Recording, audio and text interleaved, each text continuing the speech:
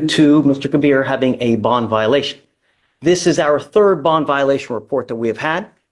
Our first bond violation, so I guess let me start up. Mr. Kabir is charged with driving while intoxicated. He was ordered as a condition of his bond not to consume alcohol, illegal drugs, or unprescribed controlled medication. Sir, I'm up here. I'm not on the floor. Up more. Look at me. You're charged with driving while intoxicated. You're facing up to 6 months in jail and or a $2,000 fine. We're going to do probable cause. You have the right to remain silent. Anything you say can or will be used against you. You have the right to have an attorney present during any questions and interviews of the state of Texas. If you cannot afford a lawyer be appointed to represent you, sir. On July 4th at 3:49. Let's pause for a moment. Kabir isn't just facing a DWI charge. He's looking at 6 months behind bars and a $2,000 fine. And to make matters worse, he already has a prior DWI on his record. The judge's tone? Ice cold. But here's the twist. Kabir runs a consulting business for addiction treatment. The irony is hard to ignore. So what should the court do? Show leniency because of his work in healthcare, or come down hard on him? Drop your thoughts in the comments. 9 a.m., officers observed a vehicle in a moving lane of traffic sitting idle with damage to the front passenger tire. The defendant was sitting in the driver's seat, slumped over and asleep. Officers woke the defendant and he exited the vehicle. He had red, bloodshot eyes, slurred speech, and unsteady balance. Standard field sobriety test was conducted, and a 6 of 6 on the HGN, 4 of 8 on the walk and turn, and 0 of 4 on the one-leg stand. The defendant refused a breath sample, and blood warrant was obtained, and a blood sample was taken. Are you on something now, Mr. Kabir? No, Your Honor. I'm not. How old are you, sir? 26. What do you do for a living? I'm the owner of a healthcare consulting firm. Are we able to go send someone now, Tracy? No. Mr. Kabir, if you have a drug or alcohol problem, you better address it. Because if you don't, and I see it becomes an issue, I'm going to address it for you. I promise you're not going to like the way that I do it. Do you understand? Yes, Your Honor. May I? Don't. The only thing I want to impart to you that the drugs and alcohol stop now. I'm making it a condition of your bond not to consume alcohol or any illegal drugs. Do you understand? Yes, Your Honor. I'm going to randomly test you. If I find that you're consuming, I will revoke your bond and put you in jail. If it becomes a repeated issue, I will put you in a rehab facility. I don't want to have to do that. My only concern is public safety. Do not drive if you don't have a license, and don't consume anything. Do you have a Texas driver license? Do you have valid liability insurance?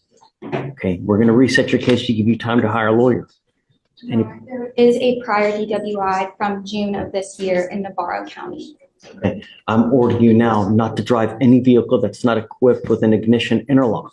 Are you currently on probation or parole or any kind of for a DWI now? No GPS tracking, a 9:00 p.m. curfew. This judge isn't just giving Kabir a warning, he's treating him like a flight risk.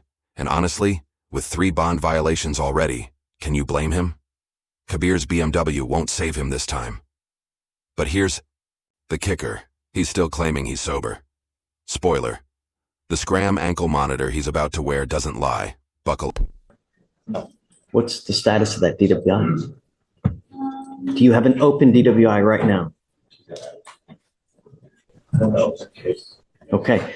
I'm now going to put a condition of your bond that you're not allowed to be out past 9 p.m. to 6 a.m. I'm going to put a GPS monitor on you so I know that you're not out in the middle of the night. Unfortunately, because of the hurricane, we're not allowed to have people tested right now and I think that you're on something now, Mr. Kabir. I have bipolar and schizoaffective disorder. I have bipolar and... Then alcohol is not helping the issue, Mr. Kabir. It's only going to exacerbate anything. No more. Do you understand? Yes, Your Honor, at this time, I'm not on any substances. I take multiple medications for my mental health issues, but I'm not on any unlawful or illegal substances. I'm only on prescribed medications. Okay. No more alcohol. Do you understand? Yes. No smoking marijuana. If I test you for marijuana, are you going to test positive? Okay. Don't. So GPS with a 9 p.m. curfew for now until we know that he's not out and about in the middle of the night. I'm going to have you now go to the jury. We're going to have you sign a reset. After that, I will have you take your seat in the jury box, and then we'll be back with you shortly, Mr. Kabir. Okay, how's this? I put defendant must find full-time employment. Why are you trying to leave? Sir, I was not trying to leave. I just need to use the restroom, so I wanted to request and ask the officer. I didn't want to disturb you while you were in the middle of session. Right. Don't disturb me, and you just can't walk out. You have to ask for permission. When you walk out, we issue warrants. Do you understand? I wasn't looking to walk out whatsoever. Okay. So tell me, you said you own a business. What do you do exactly? We help treatment centers, or we specialize in bringing in new patients into healthcare treatment centers, specifically alcohol and opioid addiction treatment centers. You have a monthly income from this. Yes, Your Honor. How much money do you make a month? Well, right now the business is still in a growth stage, so we revenue, but I don't take personal income. I take a small amount of personal income, so you can say $2,000 to $3,000 per month, as of current. Where do you live? At my parents' house. Yet you drive a BMW. Yes, Your Honor. The revenues of the business are over that amount. Okay, so you need a lawyer to represent you in this. And it would behoove you to get one really, really quick, because one of the conditions on your other DWI is don't get in trouble and probably not to consume alcohol. Once this other jurisdiction learns of your new DWI, they're probably going to issue another warrant for your arrest. So you need a lawyer to represent you, and quick. So we're going to let you go today. And I'm telling you, no alcohol. Yes, Your Honor. You have an interlock that you're going to, within 3 days, you must get an interlock on your car. If I find that you have not put an interlock on your car, I'm going to put you in jail. And I'm going to tell you, with 2 open DWIs, I usually put bonds at around $25,000 in that time. So beware. You're skirting extremely thin ice at this point. Do you understand? Yes, Your Honor. I will contact the interlock immediately. I have the information for it, but I don't know exactly the date that they'll be able to install it. You must get it done within 3 days. What if the company is not available to do it within those 3 days? Well, then come back and let us know. Okay. But I'm not going to entertain any excuses. You also need a lawyer to represent you. So get on that as well as soon as you leave here. State, does he have a DWI open elsewhere to refresh my memory, please? Mr. Salinas, did he not have a DWI? He currently, yes, Your Honor, He has an open DWI where? in Navarro County. So we put conditions on him. I can't. Please, Felicia, The most recent ones, Judge, or there's been a few that we've amended over time. what are the current conditions now? The current conditions now are appear in court every time the case is set on docket, there's no new law violations, install a IID device in the vehicle, no driving without permission of the court, no drugs, no alcohol, plan to obtain a scram device, and to submit to drug and alcohol testing at the court's discretion. Did he have a curfew as well? No, Judge. He originally had a curfew, Your Honor, but because there were no issues with that, we had it removed. Okay. Yes. And so now our first bond violation report that we had was September 23rd, 2024. And in that one, he had been in lockout. Boom. The scram device just shattered Kabir's alibi. 4:55 p.m., January 16th, alcohol detected in his system. That's 3 bond violations, 2 open DWI cases, and 0 excuses left. At this point, the judge's patience is thinner than Kabir's. Defense.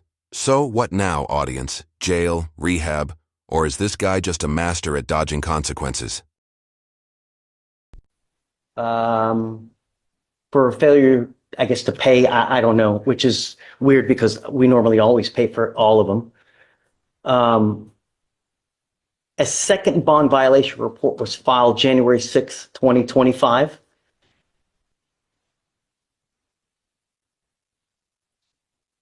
Where I guess he was in lockout again because due to no recalibration of the device.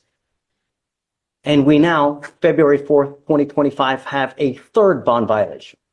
And in this violation, the defendant was ordered to obtain a SCRAM device and to refrain from alcohol consumption and not tampering with the device. The defendant's SCRAM device has reported one consumption event that occurred on January 16th of 2025 at 11:55 p.m. It was also confirmed by a SCRAM analyst as well. Correct? Yes, Judge. Okay. So, Yes, Your Honor. So, yes. yes. So to begin with the first amended order for pretrial. So if the state wants a copy, I have a copy to show them, but sure. So Your Honor, just going to the very first order, as Your Honor just noted, usually agency fees are waived for that. However, the box on that for saying that the fees were waived, I believe were not checked on that. Further, Your Honor, the main purpose here for your determination of giving someone bond in the first place is to establish that they come back to court. So are they a flight risk? And then also, are they a danger to the community? Now, Your Honor, if an interlock device is in lockout on a vehicle, it doesn't start. No one's driving that vehicle specifically. There's no way that they can. I can call a witness to testify that, but I know that you But that doesn't are aware of excuse you that. from violating the conditions. Your Honor, Are you justifying that because of that you can just? No, Your Honor, I'm trying to contextualize this because we've been here two prior settings before. I know you've concerned greatly about the number that it's at number 3 now. I'm trying to establish that the first and second, there was no indication of alcohol consumption or drug use during that time. It wasn't working. How are we supposed to know? And Your Honor, one of the two main points of determining what kind of bond, both the conditions and amount are, will they return to court and community safety? Here, my client who's being accused of DWI wasn't driving that vehicle. So it was impossible for him to be driving that vehicle, Your Honor.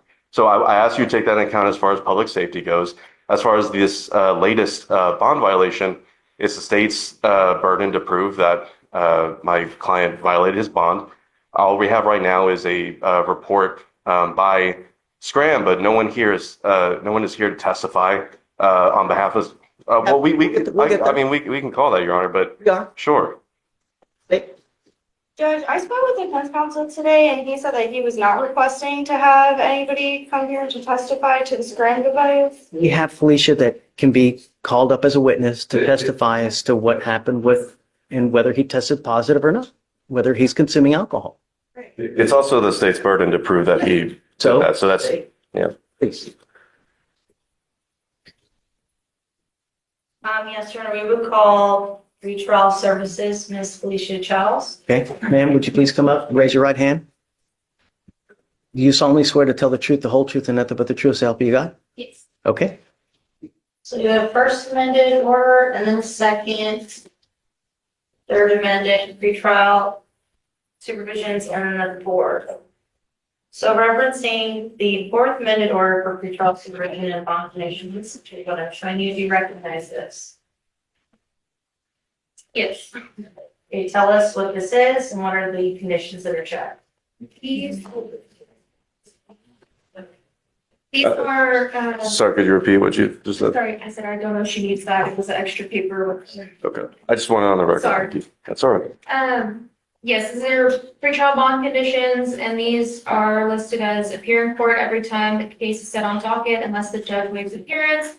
No new law violations, install ignition interlock within the vehicle, no driving without permission of the court, no drugs, no alcohol, and then to obtain We do have a curfew of 9 PM to 6 AM and then a scram device to be installed. And so what we're showing you is what's been marked as State's Exhibit 1, and we'll tender this to defense for any objections. No objections. Admitted as one. So in this case regarding the scram device, can you tell us about that? Yes, so what exactly about? What is that? What's the standard procedure someone's supposed to do? Yeah, so a scram device is ordered and it tracks the press. Objection, Your Honor. The foundation, I believe the state is trying to ask her to testify as far as are you trying to establish her as like an expert on scram? And I was not trying to establish her as an expert, just from her experience, what the scram device is basically for, which she can testify to as a trial. I'd ask that the court consider that as that testimony as a layperson, not as for the purposes of establishing expertise. So I want to know whether there is a violation for alcohol consumption. So, what day do we have any kind of hot blows? What's the amount? Do you have anything of that nature? Yes, so the report should have been provided to the bond violation email as well of the graph. And I'm showing her now what's marked as State's. For the exact amounts and everything, I would need to look at the report that was provided in the email. Okay, please. Have the graphs been printed, State? Or she's just referring? Yeah, just so we can all agree on what she's referring to. And I'm showing you what we marked as State's Exhibit 6. Can you please tell us what this is? So this is a scram report sent back to us whenever the device information and data is pulled. And this is what the analysts observe for either tampers or consumption. And this is what they send us back if there is a confirmed tamper or consumption as per. Okay, so this fairly accurately depicts a scram for United States. Yes. We will tender defense for any objections and note that this has been, is it correct to say this has been emailed to defense prior to this date? Yes. Defense received it, no objection, Your Honor. Okay, it'll be admitted.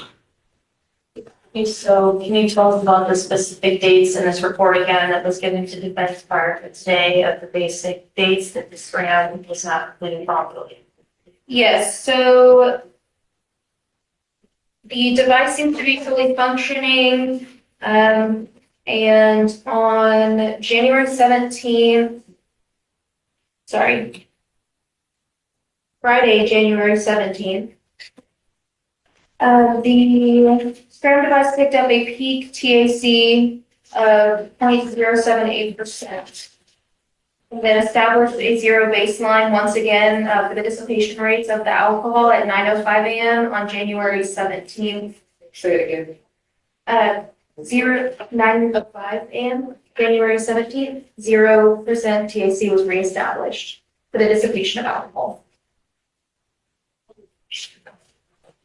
Okay, and for those dates, the ones that match on what I'm showing you as State's Exhibit 2, the bond violation report, can you please, do you recognize this? Yes. Can you please read the details of the violations here? It says the defendant was ordered to obtain a scram device and to refrain from alcohol consumption and not tampering with the device. The defendant's scram device has reported one consumption event. The confirmed alcohol consumption occurred on January 16, 2025 at 11:55 p.m. This information was received on 1/17/2025 and confirmed by a scram analyst. Thank you. We pass the witness. Okay. All right. Good morning. I just want to, if you could turn to, I believe it was the State's Exhibit 3, I think, for the scram non-compliance report, the cover page. Do you see that? Yeah, what she has right there. Oh, is it 6? Okay. Would you stay, since you're close, would you give that to her? Thank you. So just looking at the cover page there, can you read who the agent is on this report? Justice Turner. Are you Justice Turner? No. Have you consulted with Ms. Turner about this report? Through the emails, yes, for the bond violation report and the, What exactly did those conversations include? the entire. So thread that was provided. let me, sorry, that was a poorly phrased question. I'm sorry. No, I that's, don't understand. no, that's my fault. Don't worry about it. My question is, did she consult with you when compiling this report? Would you be more specific? Did you help in the assembly of this report? No, Okay. Have you ever assisted or aided in the assembly of a SCRAM systems noncompliance report? no, no one. No, no one in the department does. Okay. And do you have any sort of, have you ever worked for SCRAM systems? No. Have you ever had any special training in SCRAM systems? Yes. What is that training? I actually met with Ronald Grant from Sentinel, the regional representative, about maybe 2 months ago Mhm. to get an advanced knowledge of this device. This is one of the very few devices that I do have advanced knowledge in, but And not expertise. Sure. And what exactly did this person teach you? We went Briefly. through how to read the graph, kind of how to establish consumption versus a tamper, Mhm. environmental factors versus consumption, et cetera. Okay. So during that training, did you ever actually look at a physical device, the SCRAM device? No. So you didn't do any like live experiments where, like, for instance, you put on a SCRAM and then, drank alcohol to see how that works? No. No. Okay. And as far as Mr. Kabir's SCRAM device, have you examined it prior to this hearing? Me personally, no. Okay. And so is it fair to say that you've been thoroughly trained on the theory of SCRAM device and alcohol detection? What do you Is that fair to say? That let me rephrase that. So you don't have any actual technical experience with how the SCRAM device detects alcohol in someone's skin. Is that fair to say? think?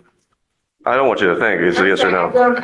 I still don't understand. I'm trying to understand too. Do I not understand how a SCRAM device works, or have I not for myself? And Sure. So, this is pretty, is it fair to say like the science is kind of advanced here? Like when you received your training, did you have the personal opinion that was advanced science that you were learning about? I believe so. Okay. And you don't, so basically it sounds like your training, and correct me if I'm wrong here, your training was mostly so you could be able to make sense of what a report says and not necessarily how the actual device itself works. Is that fair to say? Partially, yes. Okay.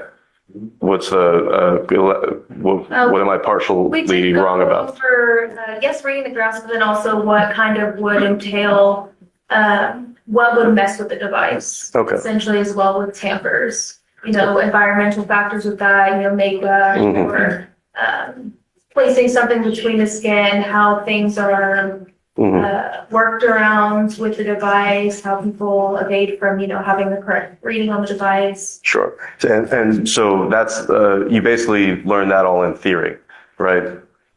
There were no withdraw that question. So I'm just saying there was no actual, you didn't look at any studies. Did you read any studies when you did this? Okay. I actually met with him due to another case. I wanted to further understand it, so we examined the report for that. Well, and also reviewed some of the peer-reviewed articles. Well, that's great. I'm glad that you want to, a lot of people won't. They'll just kind of do their jobs, right? I'm glad that you want to further knowledge. But, what I'm trying to get at is it's fair to say that knowing how something works in theory and actually examining the actual thing itself, the practicality of it is different, right? Do you agree with that statement? Yes. Okay, so without actually having examined in your own personal observation how a SCRAM device detects alcohol in someone's system, it seems that, is this fair to say that you're very, very well versed on theory, which is probably more than some other people, but not necessarily on the practicality of detection? Question asked and answered. Okay, just let's go. All right. Just ask the question. I don't know if that was an objection or sustained or overruled. Let's just move on. I mean, we're here to see, is there a positive blow or not? She's testifying that there was. Sure. I'm just saying that this, I'll make my argument in closing. I don't have any further questions. Thank you. You know, okay, closing, or wait, hold on. Anything further from the witness? Two very quick questions, Your Honor. So do you get notifications if the scrum device has been tampered with? Yes, we get notified of tampers and consumption events. And you get notifications if it's been cut off? Like, just what's been going on with the scrum device? You get those notifications? Yes. Okay, thank you. No further questions. Matt? No further questions, Your Honor. Okay. Thank you so much. Okay, argument. So, Your Honor, this is a pretty basic, simple case. The bond violation report is evidence the defendant was ordered to obtain a scrum device and for refraining from alcohol consumption and not tampering with the device. The defendant's scram device was reported on one consumption event. This happened January 16th of this year at 11:55 p.m. and this information was received on January 17th of this year at 5:18 a.m. And clearly, there were up to 4 amended orders for pretrial supervision and bond conditions. It was obvious which the defendant was supposed to do, and he directly violated the order. It was evident by the pretrial services and bond violation report. So it's pretty clear here that we would be asking to revoke bonds in this case. And we would just like to urge that this is a fair and convincing standard, as I already know, Judge, and it's not beyond a reasonable doubt. I don't think that we need a scientist here to prove that the scram device is a device that can be depended on. Okay. Yeah, Your Honor, I agree with State insofar as this is a simple matter. Where we disagree is I think a scientist was needed. I think someone who actually has the technical know-how of how this violation report came to be. The state did have that standard of clear and convincing to prove that my client violated this. So far, all we have is a piece of paper that is, at least for right now, is supposed to have been prepared by someone else who is not here to testify. There's no ability to cross-examine them on their expertise, on any notions of false positives, on any issues that a technical expert would actually know about the device. And without that, Your Honor, I think it's very clear that the state failed to prove their burden of proof that my client consumed alcohol. And I would ask that, Your Honor, again, not revoke the bond, keep it as is. My client's here. There hasn't been any warrants for his arrest issued since he's been coming to this court. And in the allegations itself of the underlying offense, there is no allegations of injuries or accident to persons. So again, just take into account that you need to take into consideration flight risk and safety of the community. Nothing that's been established here in this hearing or outside of this hearing should lead the court to believe that my client is a flight risk or a danger to the community. And with that, I'd ask that you not revoke the bond, Your Honor. And Judge, these devices are used. Say it again. These devices are used all the time. Well, their use all the time is irrelevant to needing an expert to testify on that. Absolutely. I absolutely appreciate your tenacity. I have done everything in my power not to revoke his bond. He is on bond for a DWI in another county. He picked up a DWI here. He's had not one violation. On the first violation, I didn't take him in. He had a second violation. I didn't take him in. Now he has a third violation. It would be unreasonable for me not to. I told you that there was no tolerance in this case. You yet refuse to comply with bond conditions. I find by clear and convincing evidence that you refuse to comply with bond conditions, and I have bent over backwards not to put you into custody. But now we have a positive blow. We have someone who has testified to it, and I believe it. So I am now revoking your bond. He goes with you.